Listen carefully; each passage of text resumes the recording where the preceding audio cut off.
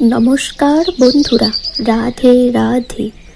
আজ আমরা আলোচনা করব পৃথিবীর ইতিহাসের সেই মহান গ্রন্থ নিয়ে, যা কেবল ধর্মগ্রন্থ নয়, বরং জীবনের প্রতিটি সমস্যার সমাধান। শ্রীমদ্ ভগবদ্ গীতা।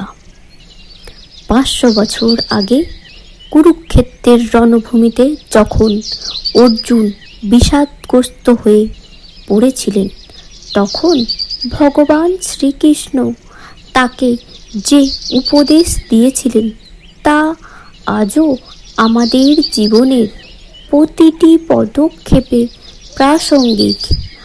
আজ এই ভিডিওতে আমরা গীতার অধ্যায় এবং আমাদের বাস্তব জীবন এর প্রয়োগ নিয়ে আলোচনা করব। যুদ্ধের ময়দানে নিজের আত্মীয় স্বজনদের দেখে অর্জুন যখন অস্ত্র ত্যাগ করে বসে পড়লেন, তখন তিনি দ্বিধাগ্রস্ত হয়েছিলেন। এটি আমাদের জীবনের সেই মুহূর্তের প্রতীক, যখন আমরা কঠিন সিদ্ধান্তের সামনে দাঁড়িয়ে ভয় পাই। শ্রীকৃষ্ণ বলেছেন, কর্মাণ্য ব্যাধিকারেস্তে মা ফলেষু কদাচন। অর্থাৎ তোমার অধিকার কেবল কর্মে, ফলে নয়।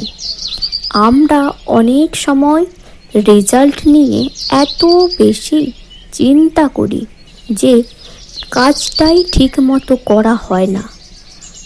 গীতা শেখায় বর্তমানের কাজে ফোকাস করতে। আত্মার অমরত্ব। আত্মাকে অস্ত্রে কাটা যায় না, আগুনে পোড়াতে পারে না। ভগবান বুঝিয়েছিলেন যে মৃত্যু কেবল শরীরের হয়, আত্মার হয় না। যেমন আমরা পুরনো পোশাক বদলে নতুন পোশাক পরি, আত্মাও তেমনি শরীর বদলায়। এই জ্ঞান আমাদের প্রিয়জন হারানোর শোক এবং মৃত্যুর ভয় থেকে মুক্তি দেয়।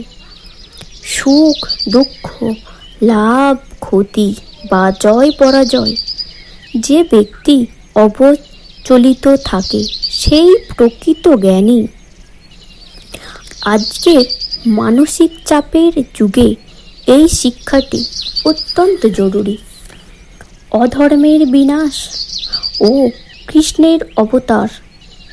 যদা যদা হি ধর্মস্য গ্লানি ভবতি ভারত অভ্যুত্থান ধর্মস্য তদাত্মাং সৃজমহং পরিত্রাণায় সাধুনাং বিনাশায় চ দুষ্কৃতম ধর্ম সংস্থাপনায় সম্ভবামি যুগে যুগে। যখন ধর্মের গ্লানি হয়, তখনই আমি নিজেকে প্রকাশ করি।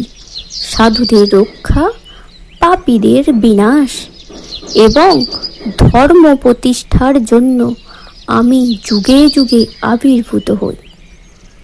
মনের নিয়ন্ত্রণ। মনই মানুষের শ্রেষ্ঠ বন্ধু, আবার মনই মানুষের চরম শত্রু। যিনি নিজের মনকে জয় করেছেন, মন তার শ্রেষ্ঠ বন্ধু। কিন্তু যিনি মনকে জয় করতে পারেননি, তার মনই তার পরম শত্রুর মতো কাজ করে।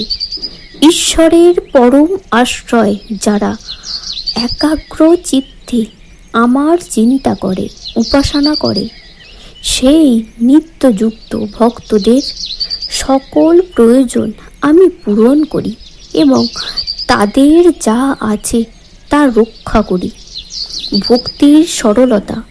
কেউ যদি ভক্তি ভরে আমাকে একটি পাতা, একটি ফুল, একটি ফল বা সামান্য জল অর্পণ করে, আমি সেই শুদ্ধ চিত্ত ভক্তের উপহার প্রীতির সাথে গ্রহণ করি। বিশুদ্ধ রূপ দর্শন। আকাশে যদি 1000 সূর্য একসাথে উদিত হয়, তবে তার যে প্রভা হবে, সেই মহাত্মা বিশ্বরূপের প্রভা তার চাইতেও অনেক বেশি। পরম আত্মসমর্পণ, সব ধর্ম বা জাগতিক কর্তব্য ত্যাগ করে কেবল আমার শরণাগত হও। আমি তোমাকে সমস্ত পাপ থেকে মুক্ত করব। তুমি দুঃখ করো না। তো জীবনে গীতার প্রয়োগ, বাস্তব জীবনে গীতার প্রয়োগ। যখন আপনি দ্বিধায় থাকবেন, আবেগের চেয়ে কর্তব্যকে প্রাধান্য দিন।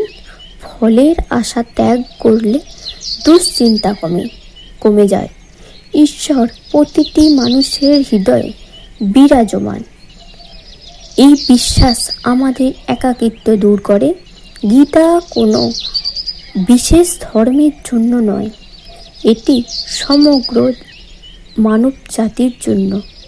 জীবনের যে কোনো সংকটে গীতা আপনাকে পথ দেখাবে। আপনি যদি গীতার এই শিক্ষাগুলো আপনার জীবনে সামান্যতম প্রয়োগ করতে পারেন, তবে আপনার জীবন বদলে যাবে। ভিডিওটি ভালো লাগলে লাইক এবং কমেন্ট করবেন।